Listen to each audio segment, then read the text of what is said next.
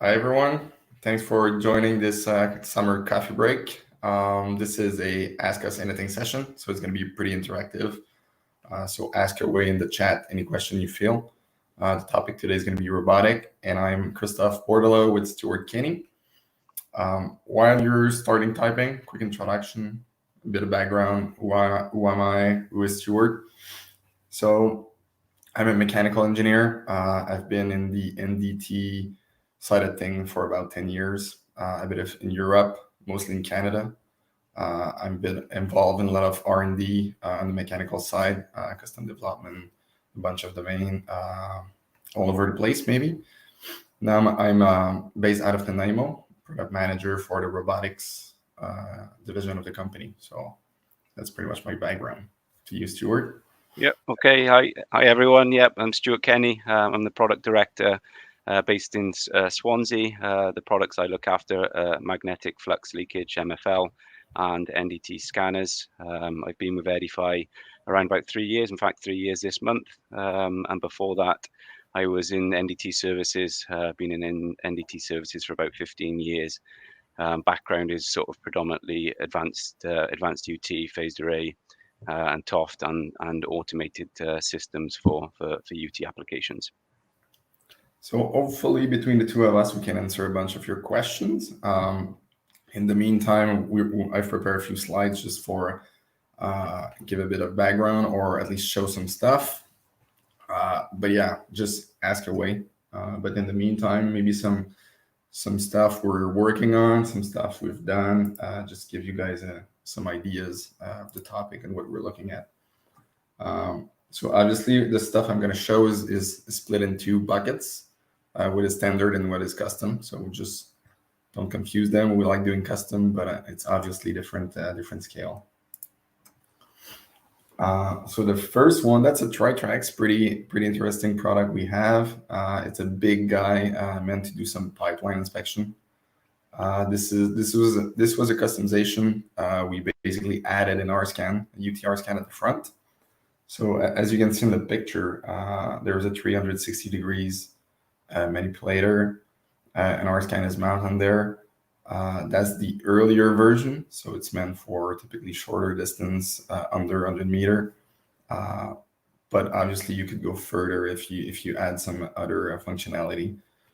So we're looking at fiber option for the tether, onboard computing and stuff like that. So it's pretty good package if you're looking for thickness measurement along the way or stuff like that in a pipe. This mentioning there, Chris. Sorry, the R-scan being dry coupled, so it's a great application for that. Being a dry coupled technology, you don't need water irrigation, and when you're talking about the inspection lengths that Chris is mentioning there, avoiding having to carry a huge barrel of water is a huge positive for that. Correct. Sorry, and I know that's all good. And I was gonna add, like, you can add any other modality. So if you're looking at other UD probe or other type of sensor or even cleaning an application, that's stuff we've done in the past, but that's stuff that's now possible easily with this kind of platform. So if you use just the Tritrax as a base platform, it opens up possibilities, either a bunch of sensor from Silverwing or other companies, but it's pretty much endless. It's a matter of what's your application at this stage. You could go with, as Stuart said, it's nice having a dry coupled probe. It saves you a lot of trouble. But if you're looking for something else, or if the surface condition don't allow dry couple, you can look for something else, or other probe to give better results, basically. Yeah, that's a good point as well. Is with this sort of NDT knowledge that we've got across the groups, UT backgrounds, electromagnetic backgrounds, and stuff like this. If you're unsure and you've got a typical damage, a particular damage mechanism, a particular damage type, defect type, because we are modular and we've got pretty much all NDT modalities under one roof. We can advise. We've got the robotics and we've got the sensors. So if you have any questions, that we can usually give you some good advice about what is the most suitable NDT method for that particular application and damage mechanism. Yeah, and I think that's the most important thing. People sometimes come to us and ask for a specific probe our specific modality. But the reality is, better give us the application. We can look. We have the expert to look at it, and maybe the probe you were looking at is not the best suited for what you're trying to achieve. So ideally, we look at the application altogether and try to give you the best package to give the best result on the field. Other example, not necessarily, well, it's RVI, so it's still in the NDT field. That's a weird one, strange application for bridge inspection, actually. So it's kind of a bracelet crawler you put on a bridge, climb up and visually assess if there's damage to the structure or damage to the wires or the shield, in that case, covering the wire. In this case, just pressure is holding it in place, so no magnets, no use it or anything. So you can climb over, in this case, it was a polymer shield around the wire. And you basically can go up and down, inspect, make it way easier rather than having someone go up and down. You just clamp it at the bottom, and it allows a bunch of things. And again, that's the kind of thing you can add to it. It's a platform. That's what we start from, and then we just add stuff to it as we move forward. The modularity really helps us out in that case.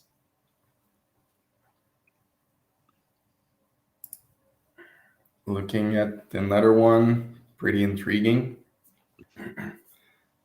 This is internally called the motor butt or the marsupial, but in reality, it's a big, it's not that big, but it's an XY crawler, magnetic, but it carries a smaller crawler you can see there in the picture. The smaller guy is in the middle. The intent there is to go in between two walls of a tank, a storage tank for nuclear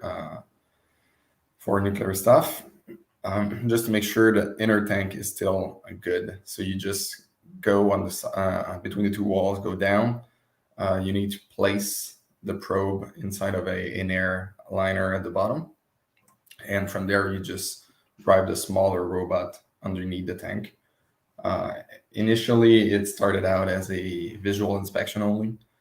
Then we started to add sensors, so either just to measure radiation level, then a UT sensor to measure at the center, the bottom of the tank, what's the status, basically, is there any leak, how's the wall thickness, how's the remaining wall thickness. They basically want to assess the integrity of the inner tank, but they obviously don't want to remove it to see that. So accessing through a super small manhole, carrying out that inspection is pretty key for them. And it's a pretty nice integrated package, actually.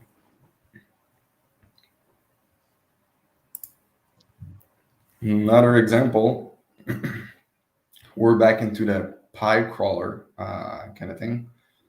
So this is a particular one. So depending on the distance you need to go, the type of bend you need to do, sometimes we need to play with our standard model.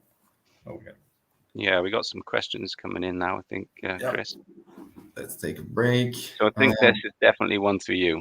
It's not my bag at all. But asking why tethers and cables are still used in robotics, widely in robotics, and why is it not moved to wireless platforms?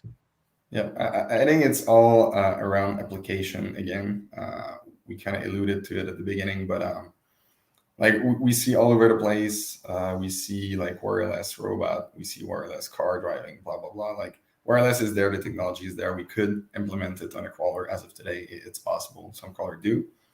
But when you're looking at confined space entry, long pipe and stuff like that, the pros and the cons, you basically should stick with a tether just for, you talk about signal. So if you go in a confined space entry or denied access entry in a pipe, signal is pretty hard to go through.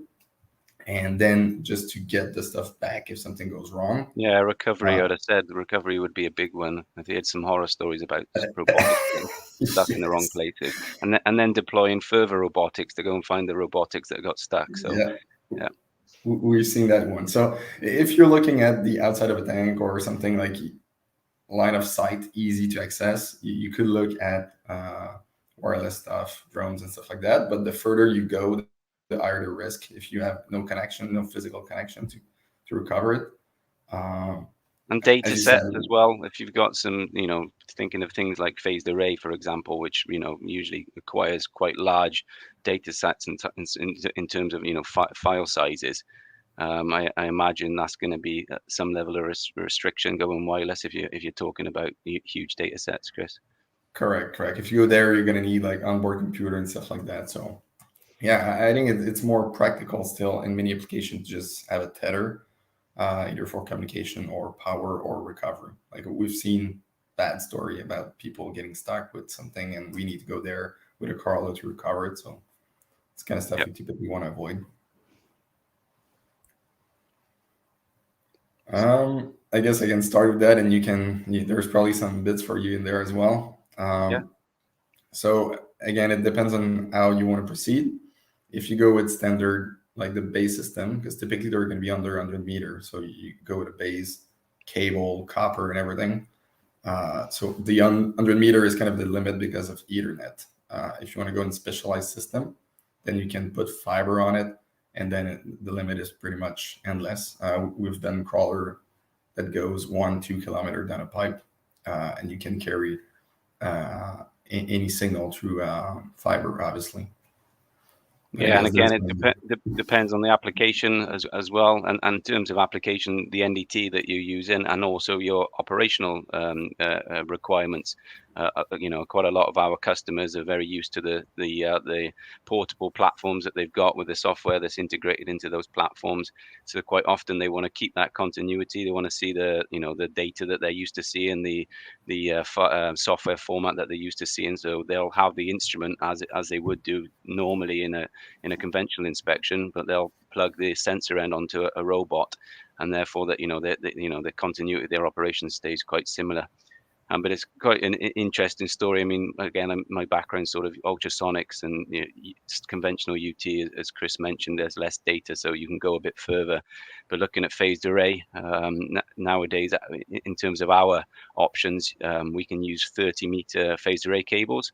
Signal to noise has very little impact, which is a decent distance, considering the information that you're getting from a phased array probe. But we have got a bit of an interesting story where a customer was using our 30-meter cable on a robotic crawler, our RMS robotic crawler, and they were actually able to log in remotely into the system. And were able to control the robotics from their living room, which was in Australia. It was something like 1,100 kilometers away or something like this. So although we are limited in the length of the cable because of the phased array capabilities linked to the acquisition unit, because you've got remote access software platforms now, you can actually control the robots from a significant distance away. So yeah, and I think in most cases, like a 30 meter, 50 meters is reasonable for what you need to do. But if you need to push it further, then you need to go to the fiber optic route, and then you can go as far as you want. Obviously, it's going to be a more expensive system, but like you could have phased array a kilometer down a pipe, but you need onboard computer, you need remote access through fiber, so it becomes a more complex system. But if and I guess we can go. The electronics then, Chris, would actually be attached to the robot rather than sending the signal down the pro cable. You send it down the tether with the Correct. the electronics on the robot. Yep. Yeah. We have. You want to try that one, Stuart? I would say every single industry that we're in is driving us towards this at the moment. I think from my experience, it kind of ticks two major boxes, which are usually the biggest drivers in NDT development. The first thing is safety. So reducing confined space entry, avoiding operators hanging from ropes or climbing scaffolds. A lot of these crawlers that we can offer now will eliminate some particularly risky situations. But also there's a commercial element to it as well. The commercial element usually is a big driver. So the things that I mentioned there, scaffold, removing the need to construct a scaffold on large structures is a significant cost saving. If you're using robotics for things like vessel inspection, You don't need to shut the system off, so you're saving on production, shut down production costs and potential implications of startup issues. So from pretty much every industry that we're involved in, there's a big driver towards automation and robotics. And for me, it is those two boxes: the big push on improving safety, but also the commercial aspect that improves production costs or reduces production costs. Yeah, I totally agree. I would also add something that people don't always consider, but using robotic, you're going to improve the quality and the quantity of data you're going to get. In the end, which leads to better decision for the asset owner. But like, you're going to cover more ground. Your data is going to be well organized. You're going to have like, we're seeing digital twins and stuff like that coming in. So you're going to have the quality of data is going to go higher as well, and that is just going faster with the COVID.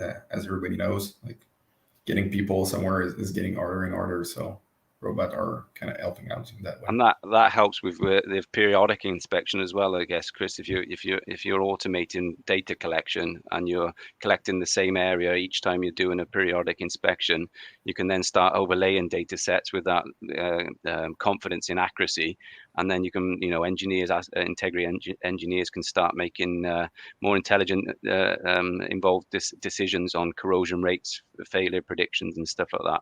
Yeah, definitely. I think there's so many pros. Like previously, the problem was the cost and everything. Like, robotic is the cost is starting to get lower or more realistic, and people are seeing more and more the value. But I think pros are just undeniable for robotic.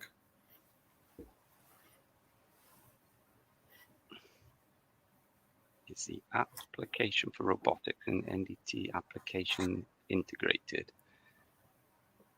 Not sure what app specifically. I'm guessing maybe the two software, robotic and NDT software, integrated together. Maybe that's the question.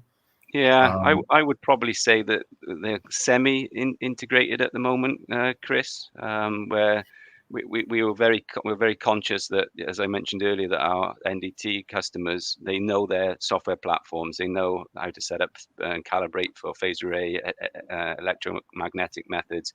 So at the moment, the actual acquisition window, the NDT window, is the same as what they're used to. But then in the background, depending on what robotic solution we're talking about, you've got the motor controls. And although they're separate platforms, most of the time they're integrated either into the same laptop, so you can control the robot on one window and collect the NDT data in the other window. Or on some of our phased array instruments, you've got the motor control software actually embedded into the portable unit itself. So they don't talk to each other automatically. So that's why I'd say that at the moment they're semi-integrated. Yeah, and definitely like, it depends, as Stuart said, on the platform. Some platforms are more integrated at this stage, some are less integrated. It's obviously moving pretty fast, and it's getting more and more intertwined. That's obviously the goal. But yeah, there's many level to which we need to integrate them, or we want to integrate them. So we're talking about the data, the control, and stuff like that. So some are, some aren't, but it's in the direction everything is moving at this stage. You want me to go on that one, or you want to go there? Yeah, real high, quick answer for me is there's room for everything. We always say there's not only one tool in the NDT toolbox, and it's just picking the correct robot solution to suit that application. Quite clearly, there's some stuff that the drone technology is going to be able to do that robotics can't, but also vice versa. From my experience, I think in terms of payloads, you're always going to get better output from a robotic solution because it can carry heavier sensors, it can collect larger data sets. But there's always going to be situations where the robotic solution's not going to be physically practical to get a robot in there, and therefore other solutions, drones and pigs, will come into play. Yeah, I totally agree. I think it's one of these cases where everything is complementary. Same analogy with the NTT stuff, like UT, eddy current, whatever. Like, they're good in some aspect and not so good in other. So it depends on what you're looking for or what's the application typically.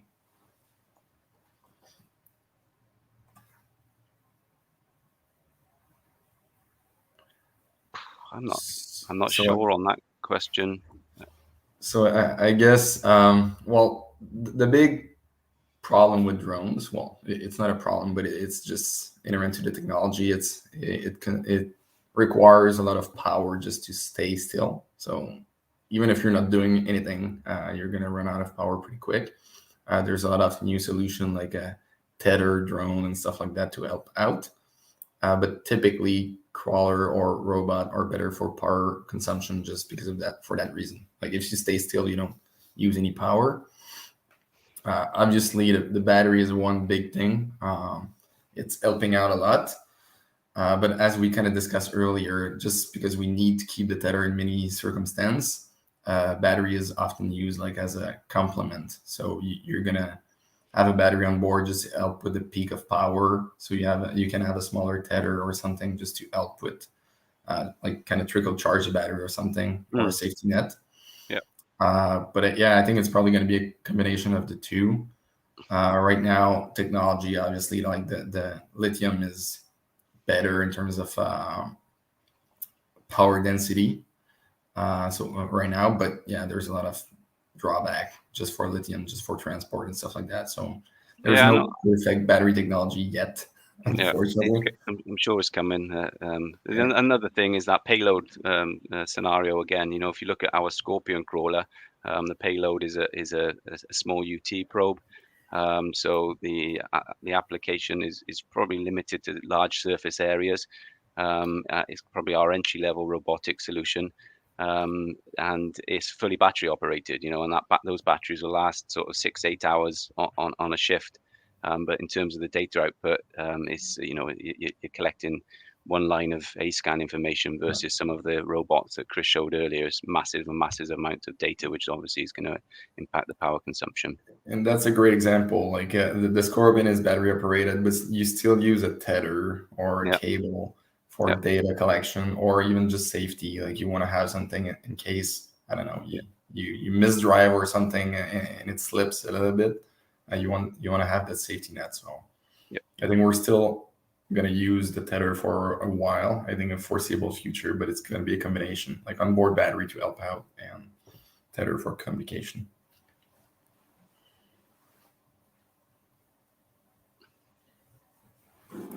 Sweet. Yes. Well, I mean, broadly speaking, weld inspection obviously can manifest itself in different ways, depending again. And I'm sorry to be vague with the answers, but there is usually more questions than answers in these things. But if you're looking for surface indications, you've got your electromagnetic methods. The shark probe and the ACFM probes that can be connected to robotic crawlers, but that is specifically for sort of surface crack detection and welds. And then if you're looking for volumetric NDT, then you've got your phased array and TOFT, which can be run by the phased array instrumentation, and then it's just a case of changing out the payload on that robot. So if you want surface inspection on welds, and you choose electromagnetics. If you want volumetric inspection of welds, then you typically choose ultrasonic methods, and all combinations can be connected to our robotic crawlers. Yeah, correct. I think it's a matter, again, choose the right probe. Like we help you with choosing the right probe for your application. A lot of crawler can do weld inspection, especially if you're looking at butt weld, but even more complex shape weld, there's a crawler to do it. It's just a matter of finding the right combination of the two.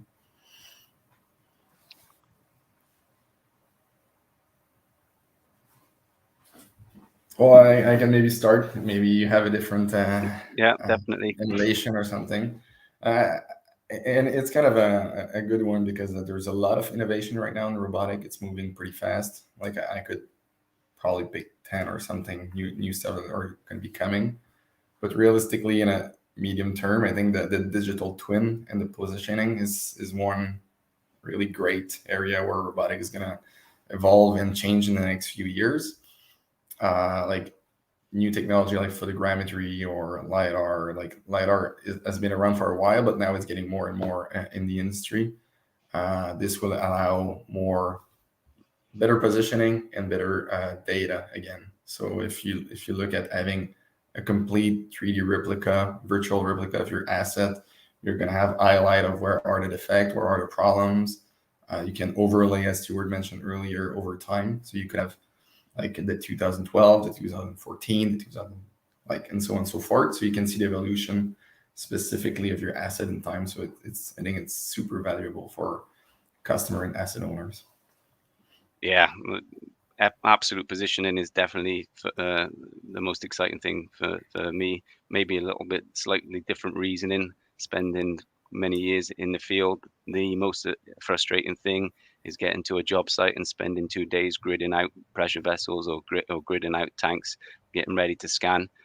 So the dream of being able to take a robotic crawler, plonk it onto the asset without the need for gridding and marking up, I think is going to be a game changer. And work from the van. Eh? And You put the crawler there, you work in the van. Or in the house now, yeah.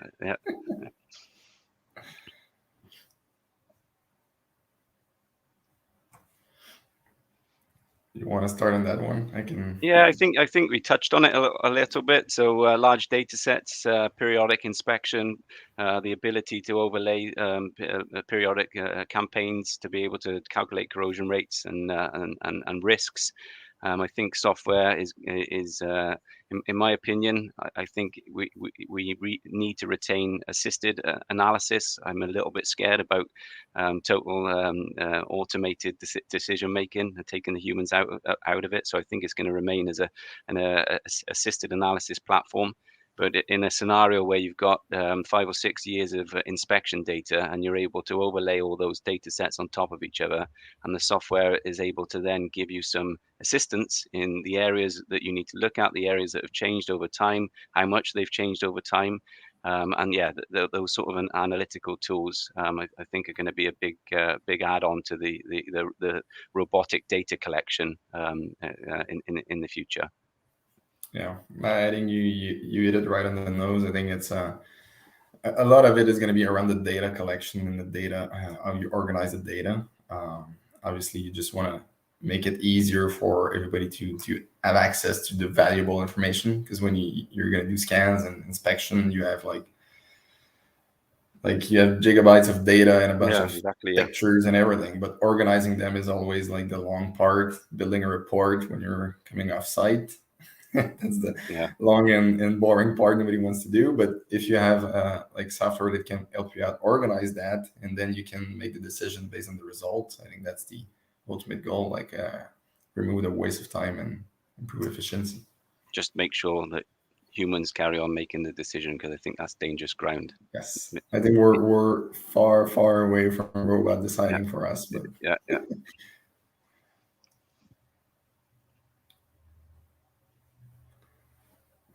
If I want to configure the software update in robot, any issues? So maybe I can talk for the robotic side of the software. So there is a lot of I don't know if that's the intent of the question, but there's a lot of customization. There's a lot of things you can play around with the software. It's quite a flexible thing. Obviously, there's stuff you can't play with, and typically it's pretty stable, like from update to update. I don't know. I'm not sure if I answered correctly the question, but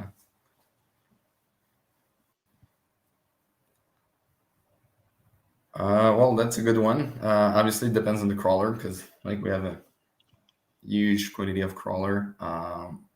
What's the heaviest though, Chris? What's the heaviest your crawlers can carry? It can carry me or you, obviously, vertically on a surface, or in a pipe. So if you go with the big guys, like we're talking hundreds of pounds, depending on the surface condition and everything, obviously. But and that's really useful, Chris, when you're going long distances. So we talked about embedding electronics into the system, so you can tether the information back. So if you can carry you or me, you can probably carry an eddy current set or a phase array set behind that crawler as well. Yeah, usually it's pretty simple to carry some NDT on the big guys. For shorter distance, you're going to go with smaller crawler, obviously. But the big guys, we've pulled van just for testing and stuff like that. So it can take some beating. I don't think there's any NDT sensors that are heavier than you and me, so we pretty much cover everything. But the thing though is you need to consider the tether if you want to go very far. So when you're getting at the fact that the thing that people always forget is 1 kilometer of tether dragging on the floor. Yeah, how heavy is that? So, but yeah, we've done 2 kilometers of tether at the back of a crawler, and it can still go forward. So obviously, it's a matter of sizing for the application.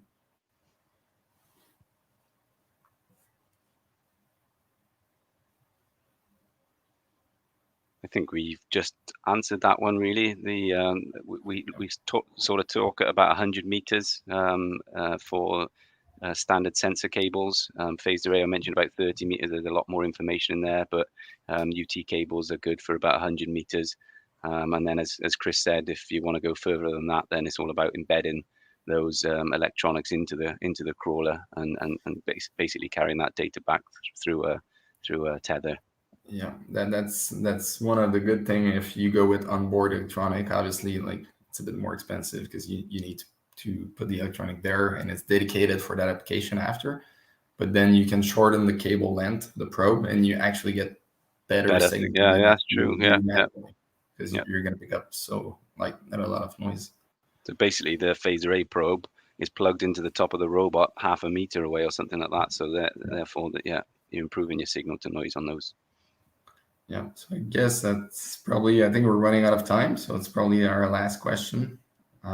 If you have more question or if you have particular application you want to discuss, you can send me an email or a Stuart. We'll be happy to help you out with that. As we kind of discussed, it's always related to the application, so there's not something that fits everyone or every application, so don't hesitate to contact us. Yep, thanks very much for listening. Thanks, Chris. Yeah. Nice chat. Thanks. Enjoy the rest of your summer, guys. Yeah, thanks, guys. Bye.